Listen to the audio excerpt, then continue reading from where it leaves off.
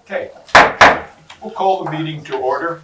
As is our custom, would everyone please stand, remove your headgear and face the flag as we say the pledge?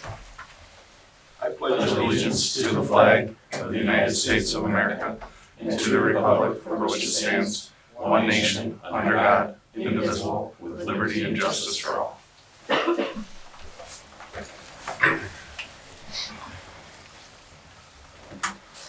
Jeff, do you have anything for the agenda?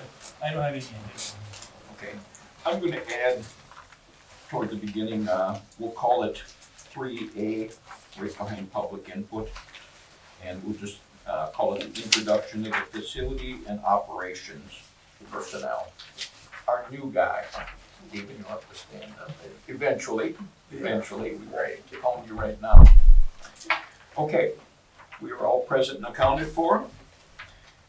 With that addition, I would like an approval of the agenda, a motion. I'll make a motion to approve the agenda as shown. I'll second. Clint and Julian on the second. Any other discussion? All in favor of the approval of the agenda, say aye. Aye. Opposed? None is carried. Scheduled presenters. We're starting out with Stephen Strauss, who's going to make a presentation on the 2024 assessment. Would you like to Oh, yes. open it up or not? So this is our assessment presentation for the fall. It's a little bit late, but we are getting to it now. And Stephen is our assessment coordinator for the district as part of his duties. And so he is here to talk about not only MCA data, but some other data as well. And I'll let him explain that. All right. The three quick things before I get into the actual nuts and bolts of everything. One, like Jeff said, this normally would have been done in probably the second, maybe the first October meeting or the September meeting. Sorry I didn't get to it. I had a couple things going on personally that kind of helped me out a little bit this fall. But wanted to get to it, so I talked to Jeff last week about getting it on here as soon as we could. Second thing, board, you had requested last year that I'd get back to doing because prior to COVID, we had done kind of like the cohort tracking them as they go through grade levels. And then we got rid of it for a couple years because there were no assessments in the spring of 2020, spring of 2021. It was all across the board throughout the state with results and even the amount of kids taking it. But then we decided after a few years to add that back in. So that's the second thing, so we got that back in there. And then the third thing is just, in the past it had just been MCA results, and administratively we talked, and we'd also had some suggestions from teachers too, just asking that we put other assessments up there too that we do, just to kind of paint a broader picture. So we had some from both buildings and then some district assessments as well. So that's why there's a little bit more information than the last couple times we've done this. So Jeff, can you do the next one? So here's just the general information for the MCA scores. This will all be shown in more detail on the next 3-4 slides. So our local scores, this is from last spring, our results. So in Cannon Falls, we saw some decreases in reading, math, and science proficiency. So those are the three that are tested by MCAs. Reading is grades 3 through 8 and 10. Math is grades 3 through 8 and 11. And science is grades 5, 8. And then in Cannon Falls, it's in 10th grade. It's whatever year that the high school does biology. So in Cannon Falls, it's 10th grade. We're above the state numbers in math and reading and below in science. Statewide, there was literally down to the decimal point, reading and math proficiency were the same, and a slight increase in science. And this is taking into account all students that participated in MCAs here locally and for the statewide when I'm comparing those results. Opt-outs are not included in these results, and any other assessment that was offered in the spring as well, potentially in place of MCA like the MTAS, is not included, but any accommodations are included in the MCA results. Grade specific information is publicly available on the Minnesota report card, so if you want to go on and dig in deeper to some of these things, or if you want to see a specific trend from a specific grade level on a specific subject, locally, statewide, from a different district, you can do all that. It usually gets released publicly end of August, beginning of September. Building goals district-wide as well, and then staff development for the district, kind of are tailored to the needs that are identified by the principals by both the separate building staff development committees and then the PLCs. So there's individual goals, there's PLC goals, and then those kind of get set from what Tim and Jennifer kind of want the building goal to be for each of their buildings. Individual score reports, I was clearly making this one before conferences because they were sent home at fall conferences. REDAC training in the elementary teachers and middle school, high school special ed teachers. They're all completing that by the end of school this year. And then there will be some teachers in Tim's building that are part of reading instruction that will be, and then him and I as well, that'll be undergoing this next year. And then new elementary reading curriculum is scheduled to be in place next year at the elementary. It was going to be this year. We were gonna purchase one last spring, but with the REDAC training, we kind of discussed administratively that we didn't want to throw REDAC training, which is taking a lot out of teachers. We didn't want to throw that and new curriculum at teachers all in the same year. So that's all just relative, relevant, I should say, to especially reading results. So here's a comparison of the districts that touch Cannon Falls along with the state. And I believe I got the raw data on one of the slides coming up as well. But you can see the bar graph there where we're at. So that's the reading. And again, at the top, you can see the grades that it's for. This one is the math. And then there's science as well. And like I said, Cannon Falls, we do biology in 10th grade. So it's 10th grade for us. So here's the raw data, which is comparing actual numbers and everything. Like I said, we were locally compared to our 2023 results, Cannon Falls was down a little bit in each of the three areas. Here's those, groups that I was talking about earlier that I added back in, so you can see the color follows the grade from year to year. And I started with 2021 because again, they weren't offered in 2020. 2021 went back and forth kind of if we wanted to include or not, but it gives us another data point to look at. So whether or not we think it should be included or not, it's just another data point that you can look at with the discussion as well in terms of what you thought about education that year as a whole going through the pandemic. So that's the reading. Here's the math again. And you can see how when you get from grades 8 to 11, obviously there's a couple columns jump there with the same color because they don't take math in grades 9 or 10, and in reading they didn't take it in grade 9. And then there's science. So again, that's just offered in 5th grade, 8th grade, and 10th grade. So 5th and 8th grade, those teachers, specifically the 5th grade teachers, because they're teaching all the content, they're busy in the spring. They go from reading to right into math to right into science. So the spring for the 5th grade teachers is really busy with MCA. And then 8th grade students as well. 8th grade teachers, obviously they're broken up a little bit by department, but 8th grade students are busy in the spring with this. And then you throw in spring fast bridge testing in May as well. Those 5th and 8th grade students, they go through a lot of testing in the spring. So next one here that this is one of the questions from some of the staff members asking if we could add this in. So again, we talked administratively about adding this in. This is just, again, another data point. This data is from the spring testing, which the spring window for us was in May.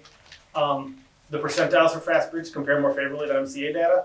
That's not to say that this is right and MCA is wrong, or that MCA is right and this is wrong. It's just another data point to look at. FastBridge testing gets done 3 times a year, and we do it in both reading and math. And this helps, it shows a lot, just like MCA data can show a lot, FastBridge testing can show growth from students. It can show where we need interventions, whether that's during the school day or whether that's something like Bomber Academy, or in the middle school if it's recommending a student for homework help, or potential assessment for special education services. And then just one little note at the bottom, because on almost every single IEP meeting I've ever been in, if you mention low risk, it sounds bad because of the word risk. Low risk is good. Think of it as meeting expectations if you're ever looking at something like with FastBridge results where it's low risk. It's just the way that they label it. ACT, so now we're getting into some more older students. This is taken by juniors each spring and it's paid for by the school. The SLEDS data, which we get this from, is 1 year behind in terms of like the reporting, I guess. So this is comparing the class of 2023 right here. And you can see the results from class of 2018 through 2023. Statewide, the ACT composite average for 2023 graduating class was 20.73. Cannon Falls ACT composite average was almost a full point higher than that. And again, we'll be getting class of 2024's information probably next spring, next summer sometime, they update this stuff. And usually, just so you know too, I would say, let's say we've got 80-ish students per grade, you know, obviously, we usually have about 55 to 65 that take it. So it's right around 60 that take the ACT each year. Not all students do. Some have taken it once already and then they decide to take it with us as well. You know, they pay for it on their own. Some students take it with us the first time, then they decide to take it again afterwards, and usually they see an increase in score. And there are some students that just, they know what they're going into, they don't need the ACT, so some students decide to take it and some don't, but we offer it. AP now, advanced placement courses, we offer a variety of advanced placement courses in Cannon Falls, and that varies from year to year depending on what registration numbers look like. For example, this year we have 5 AP courses, some years we've had a couple more. Sometimes we have one less, but we've got 5 AP courses this year. At most schools, you get college credit with a score of a 3. Sometimes it's a 4, depending on the institution, but most public universities, if you score 3, and it's out of 5, most public universities will give you college credit if you get a 3 on it. And it's one test in May each year. There's a 2-week window that AP tests take place. And that's based on, you know, a year-long advanced placement course. So like AP Government, AP US History, AP Biology, courses like that. So this is for this past spring now. This is the current stuff. So last spring in 2024, we had 57 students that took a total of 74 exams, because there are some students that take 2 or sometimes 3 AP exams. And 51 scores, so 69% were at a 3 or higher, so gaining college credit for that. And you can see there, and that little dip in the bar graph is just kind of falls in line with pretty much what we've seen with assessments in general throughout locally, the state, and the country. But yeah, we're in a good place with our AP numbers. We've got some teachers that do a very good job. And then I think I've got one more slide about CLEP. Yeah. So this is something that Mr. Hodges and myself kind of really started pushing middle of last year when we were going through the training. Does that sound right? We had to be certified as a CLEP site first, then myself, him, and Ms. Hoffman all had to undergo some training on how to set all this stuff up. CLEP stands for College Level Examination Program, and it's just another way for students to try to get some college credit. I think it's a great thing that we started implementing this. They're multiple choice tests, and you don't have to be a part of an AP or an advanced class to take a CLEP exam. So if a student well, for example, all of the students that took CLEP last year, we had 9 students take a CLEP test. None of those were from an advanced placement class. They were all from Josh Olson's psychology or US history courses, the general ones.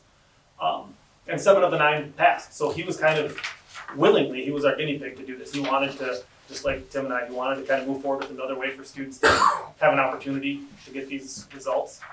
So we kind of went with it, and he did a good job working with the kids, teaching them some of the gaps, because there are some things that are on some of these tests that aren't necessarily covered and detailed in the standards, so that he wouldn't normally teach. But he does a good job preparing them. He's got a book that helps tailor things to the CLEP. And actually, we just recently purchased another book that I got in the hands of Amanda Thompson today for biology, because she's going to do something similar with biology students, some that are in her AP bio class, and she's also going to start talking to the kids that are in the general biology class as well. Just like, hey, if you're interested in doing this, here are the details, here's roughly when we offer it.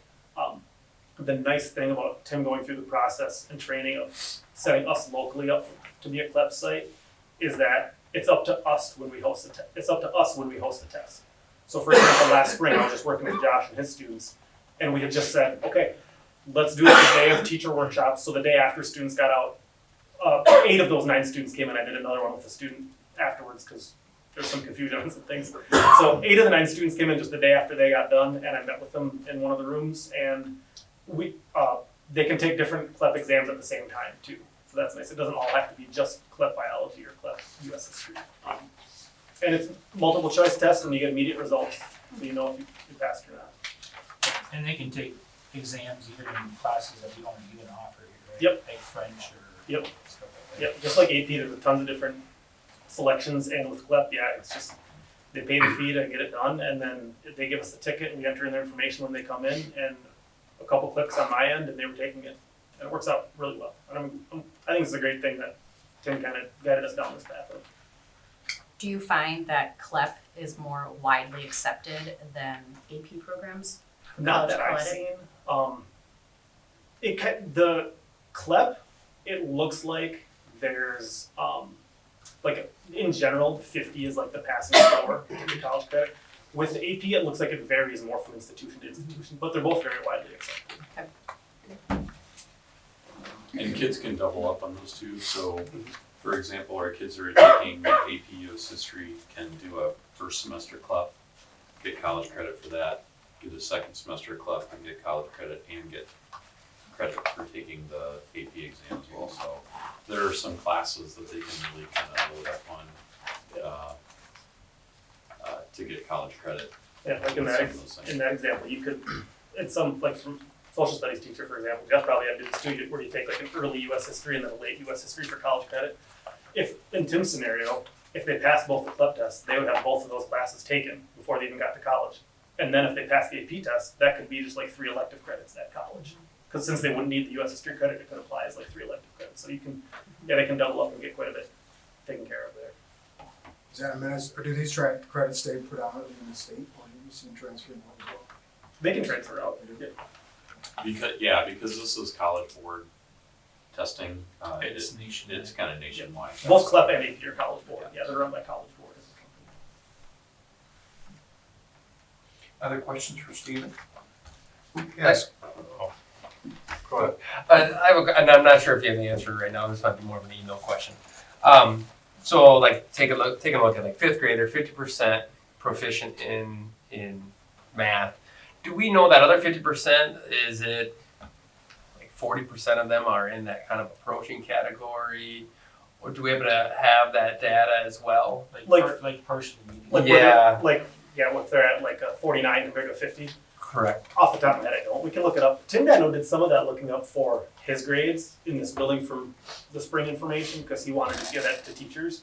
Off the top of your head, do you remember any of that? Yeah, for 6th, 7th, and 8th grade in reading, we have anywhere from 6 to 10% of our students are within 4 points of getting a P on the MCA test. Okay. And kind of the statisticians that set all this up basically say if you're within 4 points above or 4 points below the 50 mark, because the scale score is, a 550 for 5th grade and 650 for 6th grade. So anywhere 5 or 4 points above or below that, you are kind of on the bubble of you could pass it or not pass it on any given day.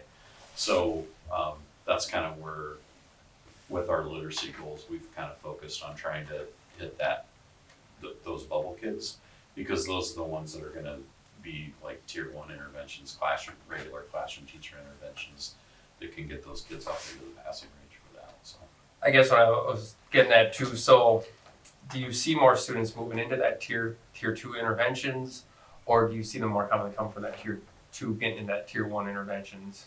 I'd say in general, the majority of the students who aren't passing are in that partial would be in the tier 1. They're moving up, But they're making progress. Right. Yep. And that's one of the reasons why the FastBridge results are kind of important to look at in context with this too.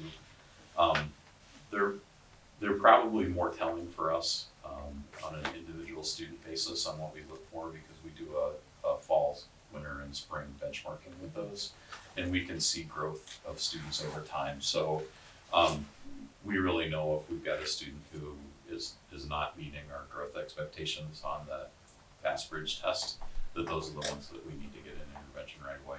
I mean, I know as a parent, those FastBridge I like that a lot Yeah. more than the Yeah. MCA data. Is FastBridge recognized by the state in any manner? It is one of the required testings by the new READ Act, I believe. Was that the only one, Jeff, that the state is accepting? Yeah, I don't know if Dibbles got into that mix or not. Yeah, I don't know. But I know FastBridge is for sure. Yeah, I'm with Brian. I've seen the FastBridge stuff, and I agree. I think it's a really good way to measure growth or where they need help. But it seems like there's a lot more instruction going on. Like it's more time consuming. Like could that The that FastBridge? FastBridge I don't know, they generally take 15-20 minutes. Yeah. The For benchmark each one of ones those take benchmark 15, 20 tests. minutes. Okay. So yeah, once in the As fall. opposed to MCA, which is generally for every one of those tests is at least 2 class periods, so. And the fast bridge is just more often, you're just testing more often. I think the nice thing about FastBridge too is that like when you go as a parent and you meet with the teacher, they bring in the numbers from previous years as well. So you see like a really big graph and a really big spectrum of what's actually happening with your kid, and so it's appreciated for sure. One of the things that can be kind of misleading about MCAs is, the state used to hold an assessment conference, and one of the times I went to a session with the statisticians, they explained why it looks like in the state that every year that the test scores go down from 3rd grade to 4th grade to 5th grade to 6th grade, and then they start bouncing back up, is because the test content changes from year to year and gets harder and harder, and like not at an incremental level, not like a 1 year harder in 4th grade than it was in 3rd grade. It's exponentially harder every year, and they expect those scores to kind of take that decline and then rise back up. So The state pretty much designs them for, not for kids to fail, but for them not to get 100%. correct. And so you're chasing that 100%, but you're never gonna get there. And even the year to year scores. So what is meets standards at that 50% cutoff, or that 50 cutoff? It's not a percent, but changes from year to year. So this year's 7th graders had a different cutoff than the cutoff for last year's 7th graders, and it was different from the year before that. So that's the thing that gets a little misleading with trying to track MCA scores, is the bar is constantly changing, and it's changing based on the students who are taking that test at that time. So I know the general public likes to look at those numbers, and it's, they tend to not necessarily take it with a grain of salt, and as you have described, there's a lot more that goes into this, Yep. and these answers and these responses and how our kids are actually doing. There's just a lot more that goes into this to fully understand it.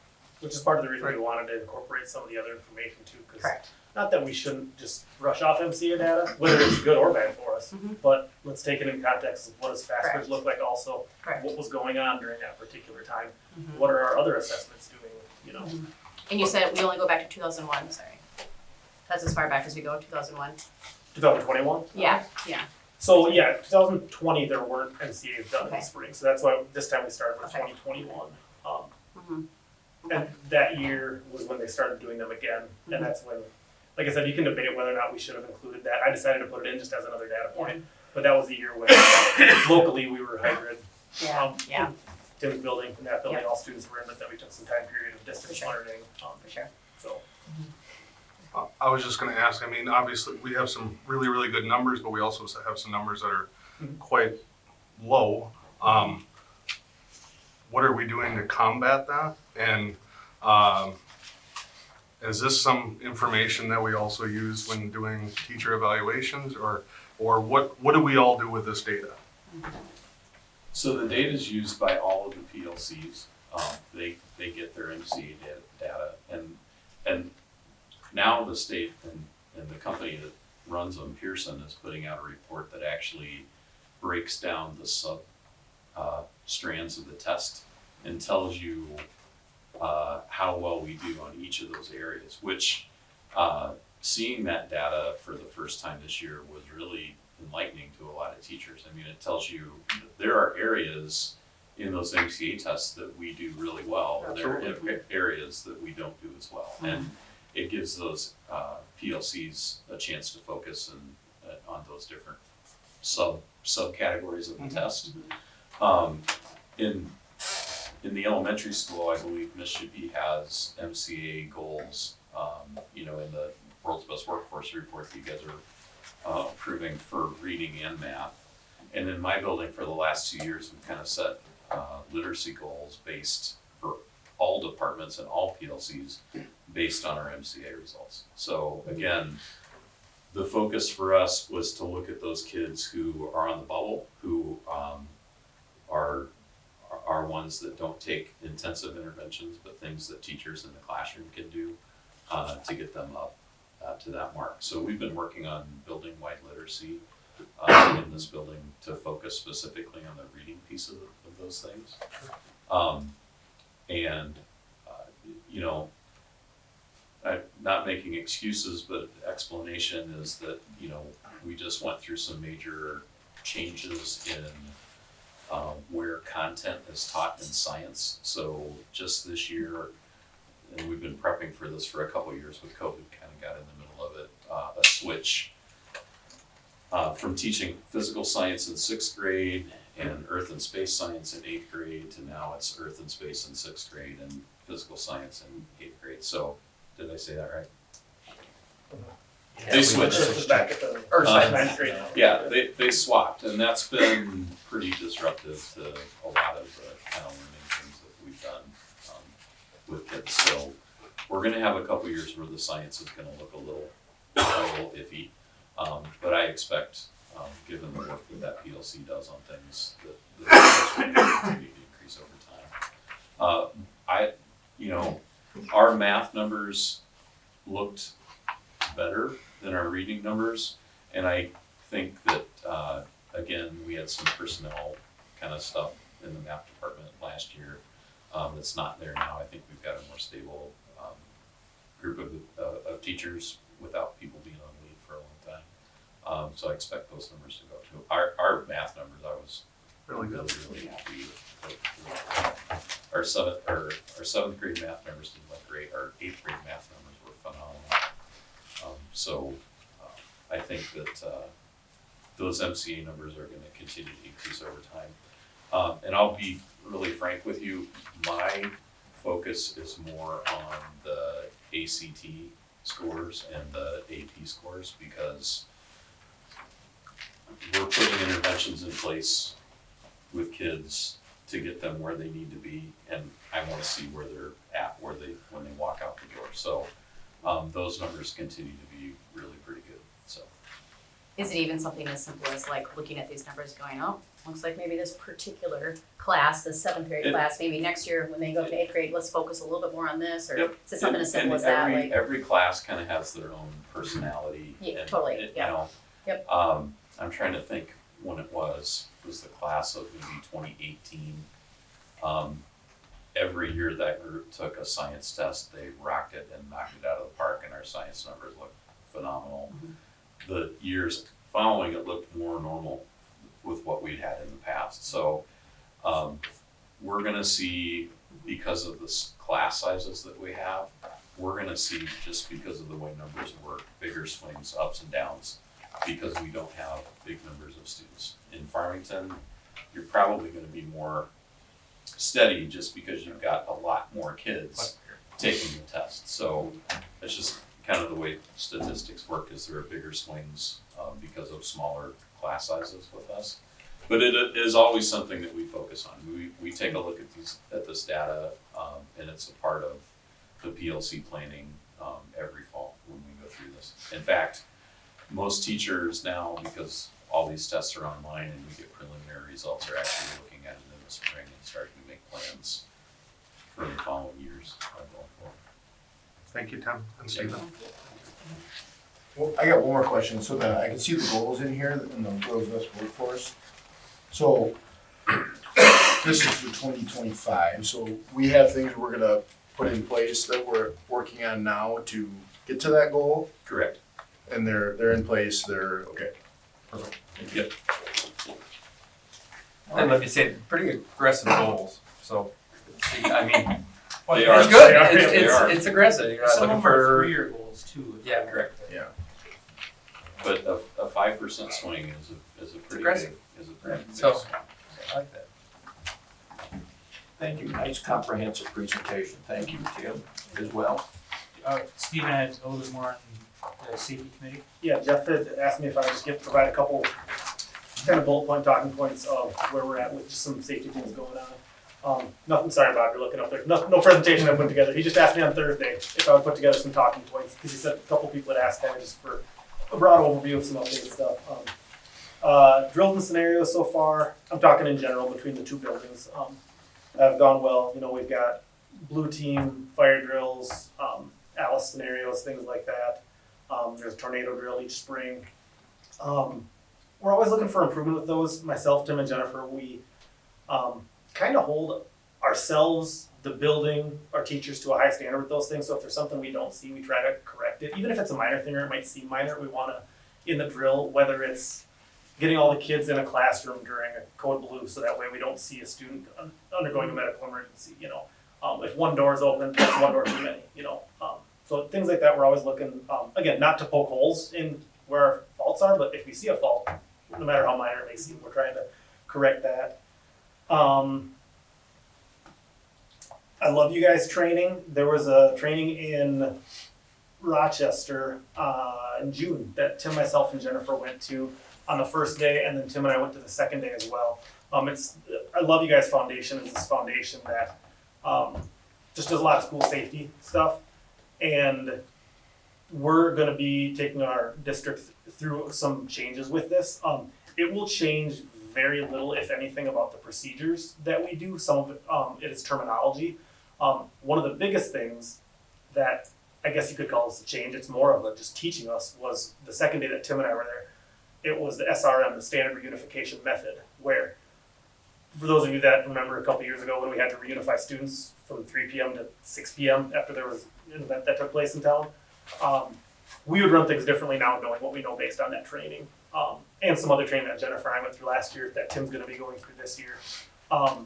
If we happen to need to go off campus for some reason, let's say that there's a nuclear incident at Prairie Island, part of our district falls within the 10-mile EPZ within that, so our whole district would have to go somewhere else. Now we've been through some training, and within that training, one thing that I know I really appreciated was we did like a mock reunification 3 different times. It was one day, just 3 mock reunifications that took a couple hours each time. One time you're the students, where you're getting reunified with your parents. One time you're the parents, and then one time you're the staff actually doing the reunifying and planning it your own way. And then they gave you feedback afterwards on what you thought. So by the time the third group did it, it was much better, than the first couple of groups. But it was very, very reassuring to know we got some good things in place, and very eye-opening in just some other ways too, and just knowing some things we have to do. We've been working with Earl Merklowitz and Mallory McCarthy with Goodhue County Emergency Management on a lot of this. They gave us, they probably spent $500 on each district in Goodhue County putting together reunification bins, basically. They're these heavy-duty totes, basically, that have all sorts of like reunification cards that we would use for parents, pens, pencils, lanyards, vests for workers, all sorts of different things. That everything's in there. And looking through it, they thought of everything. I mean, down to, again, hundreds of pens that they included in case so we can fill out reunification cards for when parents come. I mentioned that Jennifer and I went through some training last winter. Tim's going through that again this year. That's the Minnesota School-Based Emergency Management Program. Again, I mentioned we work with Goodhue County Emergency Management on a lot of different stuff. Training new staff in on Alice. Kind of working with Steven now on just some things that we do here locally, things that we talked together about. Again, it might seem minor to some people or to some companies maybe, but we're in the business of protecting kids here. We're going to take that stuff seriously. So kind of always trying to keep up to date with that. And then just some random, there's always doors, door access, cameras, entrances, exits, perimeters, visitor access, things that are just randomly come up even in admin meetings after a basketball game on one particular we might talk about something. So all those things are kind of at the forefront of what can we do to keep students, student athletes, staff safe throughout the days, the nights, the weekends, tournaments.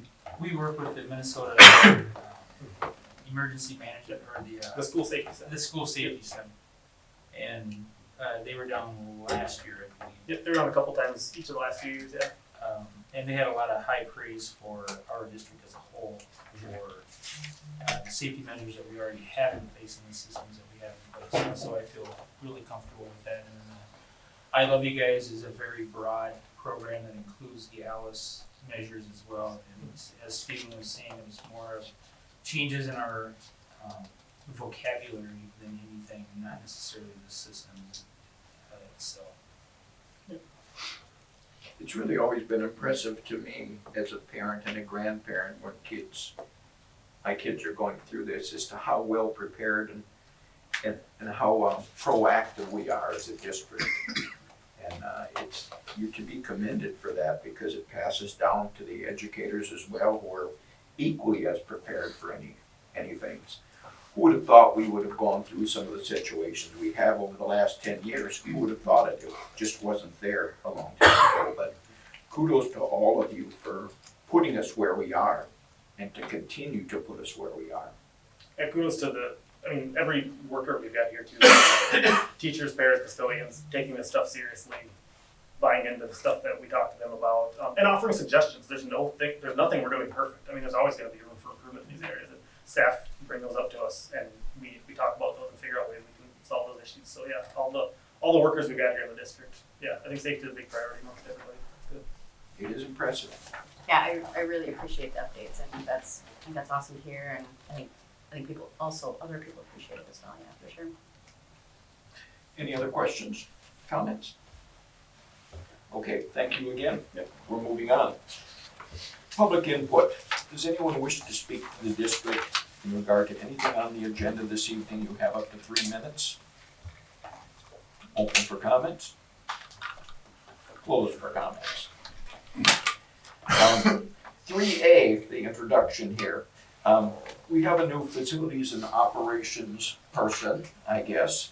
Stephen, why don't you stand up there so the camera can get a good shot? Don't break this thing. I don't fix cameras. So. Eventually, I'll turn this over to Mr. Sampson, who has more input here. But Stephen is an alumnus of Cannon Falls. Yep. Tell us a little about when you graduated. Born and raised, born in the old hospital here, so I got a lot of ties to this town. I find a lot of pride in this place. Just by graduating and or just being a resident, paying my tax dollars somewhere and then sending my kid now. So I got a lot of pride in it, and then the buildings that's me. I fix buildings, I fix mechanical things, that's what I do, and so I got a lot of pride in fixing things, and it doesn't stop with just buildings, there's other things we need to fix too on my sides of things, with people. I also have people and kids, and I'm a teacher. I like safety, so it's all what I was born to do, and I'm glad I found this job, and I'm glad I got the opportunity for it. Yeah. What year did you graduate? 2008. Oldie. It's all relative, my friend. I will pass that on to Jeff. You probably had a procedure for hiring, didn't you? Yeah, we went through a process for hiring as we normally do with any position in the district, and obviously Stephen came out on top, and we were all impressed with him and the promise of what he can bring to the district and lead us forward with our facilities and be a part of a good team here in Cannon Falls. So we do welcome Stephen, and we feel confident in what he's going to be able to bring. Welcome aboard. Welcome. Thank you. I say we're Welcome excited. aboard. Thank you. Moving on, consideration to approve the finance report. Is Davison here? Yes, he's Yep. hiding back. I there. had back in the 1991 alumni. And old. Cash flow worksheet here for finance. There'll be a lot of stuff happening in the next couple board meetings and throughout probably the first part of calendar year 2026 as we will be working on building the preliminary fiscal 26 budget significantly earlier than normal as we look at what probably need to be reduced as a result of the levy not passing. And just to get out ahead of it and make sure that we're very transparent with that. In terms of the finance report here, there's not a whole lot of significant things that happen at this time of year until we get to the bottom of the report, Jeff, and that is debt service payments. There are typically 2 times during the year that debt service payments in school districts are made. August is one, and that's usually an interest-only payment. And in February, the payment will actually go out at the end of January, but that's our principal and interest payment. At that point, about $1.9 million will go out the door, and we'll be looking then at pulling in some of those funds that we've been holding with Ehlers, the building project reimbursement from that CTE HVAC project.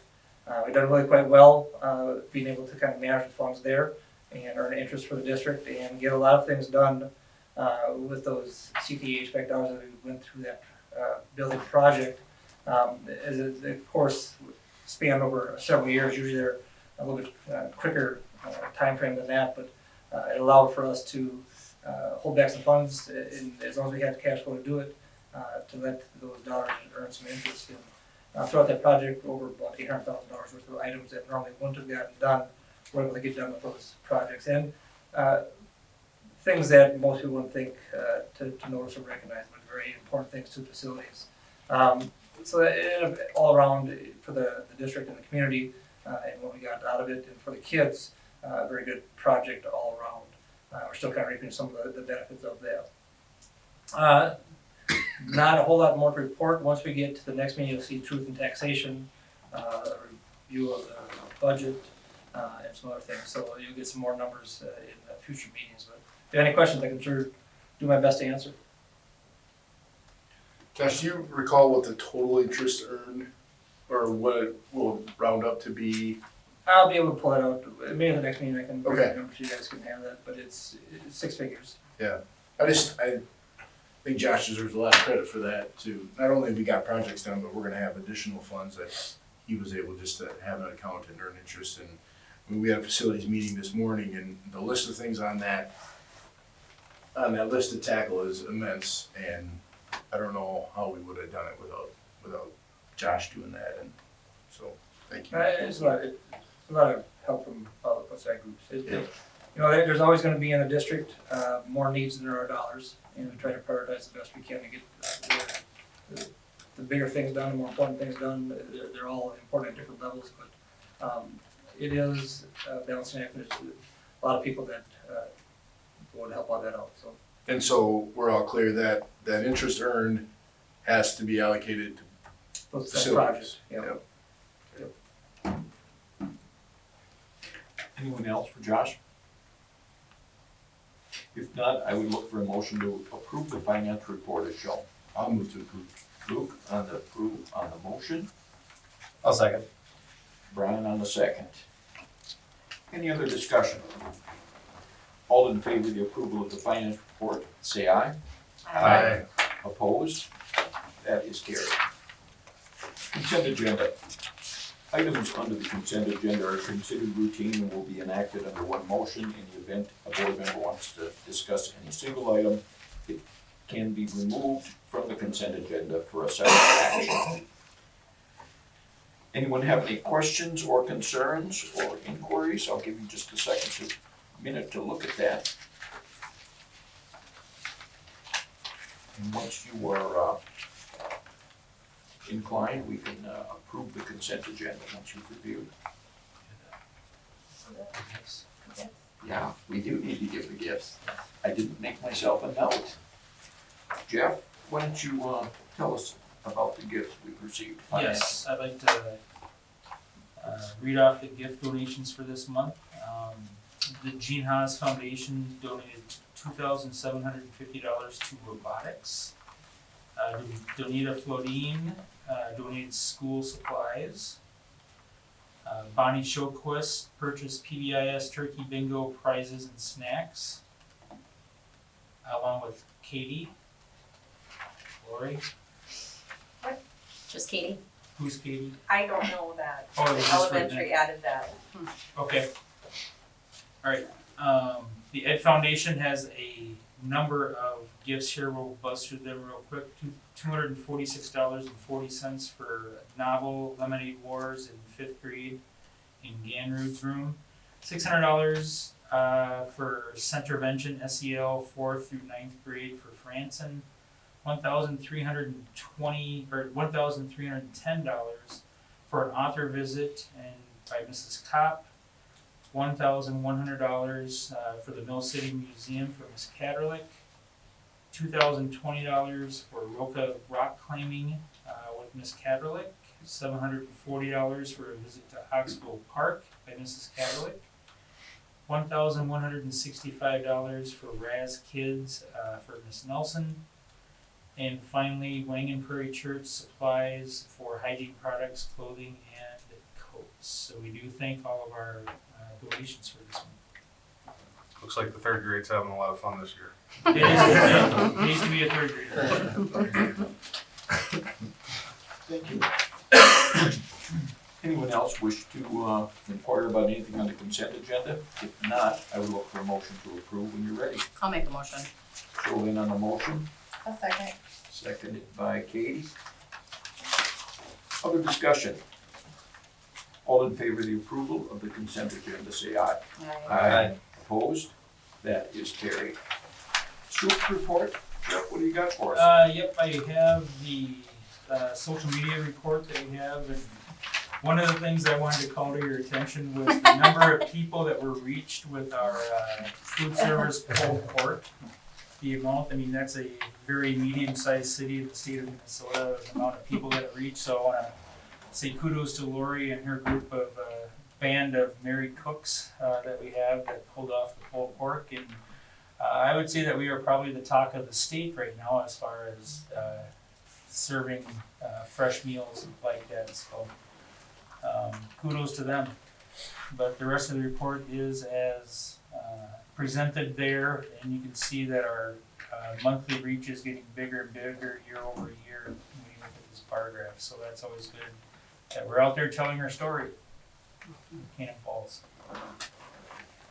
Second thing is superintendent goals. Just wanted to put that on there for your review. I will be adding some more items to the 3 goals that you guys approved earlier this year. As they come up, I will be adding those to fit those into each of the goal areas as far as what we're doing. And everything else is as presented. Pretty simple. Any questions?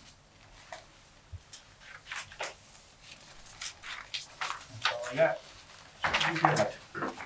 Moving on, we have no old business under action items, but under new business, we have a public hearing and consideration to approve the 24-25 World's Best Workforce Plan document. This is a yearly item that we have, and this is a public meeting, so that if there's any public comment about our World's Best Workforce Plan document, then this would be the time to speak up about it. As you can see, and Tim and Steven referenced this earlier, not only do we have our goals for each of our buildings in there, but it also adds a little bit more into the context of what we're trying to achieve.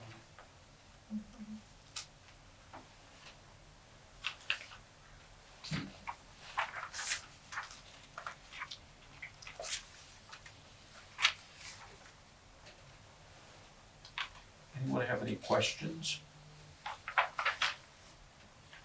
or comments? It's a hefty document. There's a lot going on here. Kind of nice to see it. There was a time when that wasn't such a priority for a school district and Right.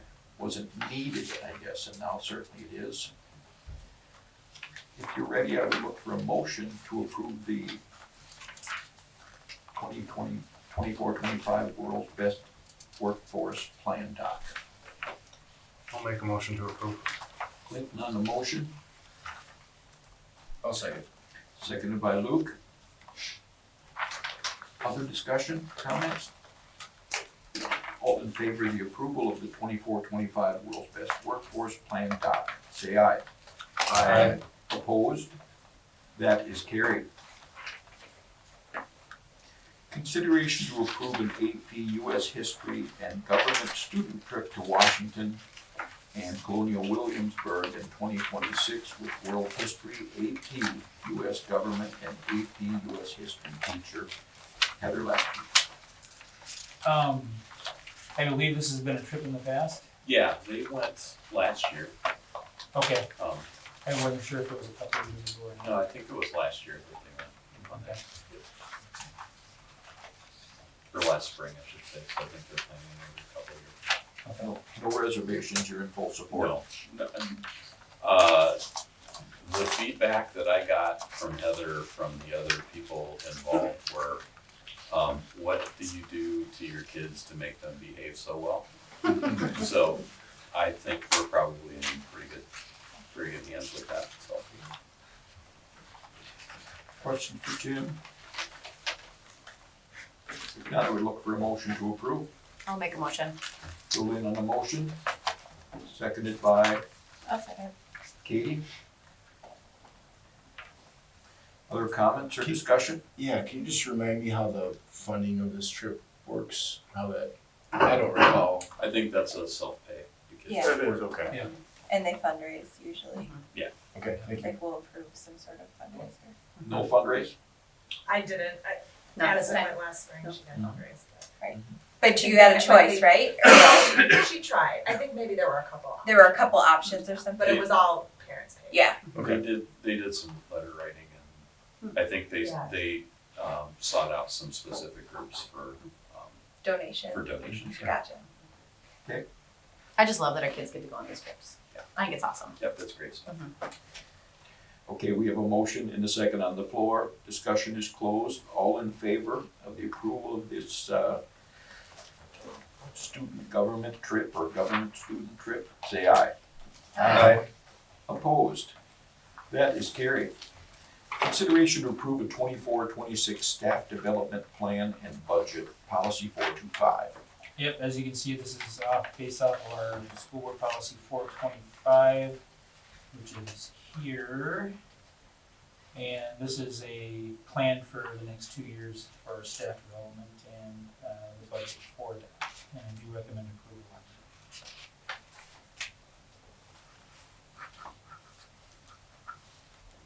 Any questions, comments? And so I'm assuming this is put together with a collaboration of principals and you. Yeah, principals, committee. yeah, it's the Committee. staff development committee and Okay. members of that committee. I'll make a motion to approve. I'll second. Katie on the motion, Julian on the second. Other discussion? All in favor of the approval of the 24-26 staff development plan and budget, say aye. Aye. Opposed? Carried. Consideration to approve a leave in accordance with Teachers Master Agreement, Article 10, Leaves of Absence, Section 7, childcare leave from December 1, 24 to December 20, 24, with a return date of January 6th. This is for Sammy Lawrence and I recommend approval. I'll make a motion to approve. Motion by Second. Clint, seconded by Brian. Any other comment? Discussion? All in favor of this leave in accordance with the master agreement, say aye. Aye. Opposed? Carried. Consideration to approve a leave in accordance with Teachers Master Agreement, Article 10, Leaves of Absence, Section 7, childcare leave from March 29, 25 to June 4, 25. Oh, you see, We missed Wrong one. one. April 8th. Shucks, I see. April 8th. We'll start with the April Yeah. one. Yes, same thing, starting with April 8th through June 5th in accordance with the Teachers Master Agreement. This is for Sarah Bryan and I recommend approval. I'll make a motion. Julian on the motion, Second. seconded by Luke. Other discussion? All in favor of the leave as shown, say aye. Aye. Opposed? Carried. Excuse me. Okay, number 6 this time. We Yes. got it. Consideration to approve a leave in accordance with Teachers Master Agreement, Article 10, Leaves of Absence, Section 7, childcare leave, March 29, 25 to June 4, 2025, and return date of June 5, 2025. This is for Liz Malika and I recommend approval. Motion to approve. I'll make a motion to approve. Katie on the motion, Second. approved by Lou. Other discussion? All in favor of the leave in accordance with Teachers Master Agreement for Liz, say aye. Aye. Opposed? Carried. Consideration to approve the updated 24-25 winter coaching list. I believe Reed puts the updated ones in red. see that. My fails, and here.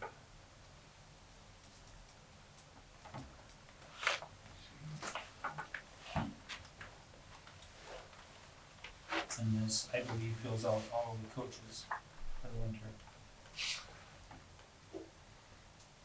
I'll make a motion to approve. I'll second. Motion by Clint, seconded by Jolynn, to approve the updated version of the winter coaching list for this season. Any other discussion? All in favor, say aye. Aye. Opposed? Carried. Discussion on Cannon Falls Schools classroom size guidelines. This is a discussion item, right? Yeah, it's a discussion item, I just wanted to make sure that you guys had this in front of you prior to going through what we're probably gonna go through. Depending on if, there's any appetite for raising these numbers, we would need to reassess this and redo this class size document, at one of the meetings coming up, whatever one it would fall into. Can I ask why, when this is just basically just guidelines, so it's not telling us that we can always do what we need to do? Yeah, I get that. I think some of it is so that we all have a mutual understanding, at least being close in what we wanna do, with the guidelines, and so that I don't make stuff up, you guys don't make stuff up, at least we all have a good understanding. Written goals. Sure. We really never had any before this 11/24/14 date, as far as I can remember. We never had guidelines, and it just gives us a compass as to where we should be going. And again, times were much better then. We had lower class sizes then, and it was, based on what we could afford to do at the time. And we've amended it. As you can see, we've taken some good activity here. We've reviewed it, we've updated it as we need to. The one thing about the terminology of guidelines, it didn't set us in stone as to what we were gonna do. It was only the recommendations of the board at that time with the update. So I think guidelines are kind of important, otherwise we could be doing one class with 28, and the other class with 16, just because. And you're right, the board can still do whatever we want, but at least it allows some. Well, it's not guardrails. whatever we want, it's whatever is needed to be done. Right. And that provides curbing for administration bringing in recommendations. So, Do we have I don't suppose you by chance looked up ahead of time, do we have a rough idea on where we're sitting currently? I can bring Jeff, that I have back. that, Jennifer sent it to me, sorry. So helpful. Do you want it by grade, is that okay if I speak out? Sure. Okay, kindergarten is at 79 right now. First grade is at 79. Second grade is at 67. Third grade is at 92. Fourth grade is at 86, and fifth grade is at 89. And then do we know an average on our classroom size currently, roughly? Kindergarten is 1920. First grade is 1920. Second grade is 15 to 18. Third grade is 23. Fourth grade is 28 to 30, and the fifth grade is 29 to 30 right now. Thank you. And those are from Jennifer today. Brian, you have a handle on your district. I was just gonna say, it does make a big difference. Class sizes.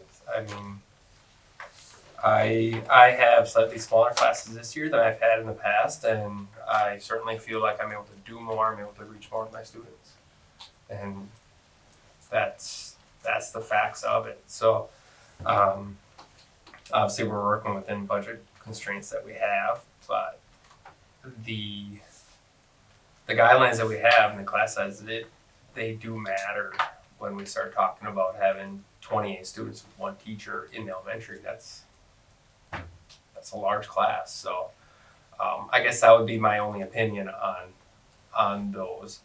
As far as I can speak more on the middle school, I can't really comment much on what Farmington Elementary looks like, but feel the need to point that out.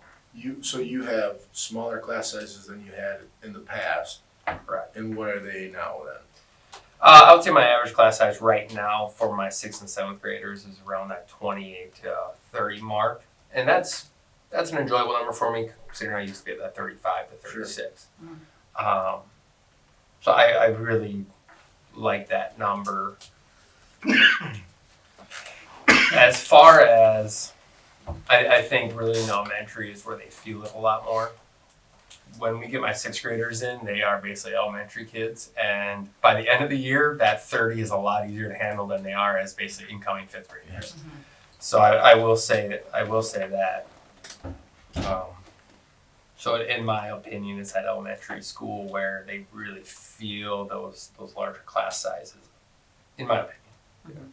I think that a little bit to Clint's point, I'd say if we do look at this and make some adjustments, I would like it to be based on maybe what our surrounding districts are doing, or the schools our size across the state, and not just to fit our budget issues.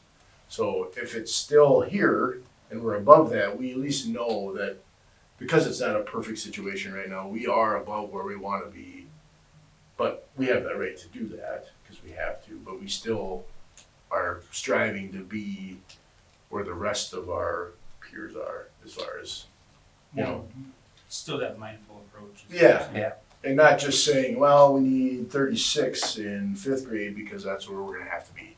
I would rather see it be, hey, here's the data we can come up with, and I don't know how to do that, maybe you can do that, but and then we have a more narrow, or a goal to be at, versus. A more factual goal maybe. Yeah, versus, and hopefully someday we can get back to those parameters. How often has Cannon, like elementary, done a mixed grade classroom? And that was the thing I know when we were going through for the larger ones. Is that I can't answer that, but I've been in districts where we have done multi-grade classrooms, and so it's not impossible to do that. But it's not a usual occurrence here in Cannon Falls. Not since I've been here. I don't know if Tim knows the history since he's been I here. can't remember one. It's been a while. And maybe there was one when Mosquito was still open, or We've stuff had a like that. floating section before when numbers were bigger, but I don't think we've ever had a mixed grade section.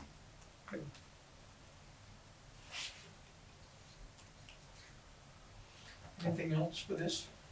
Your work is cut out for you. Personally, I've always been an advocate for the smaller class sizes. Especially in those lower grades.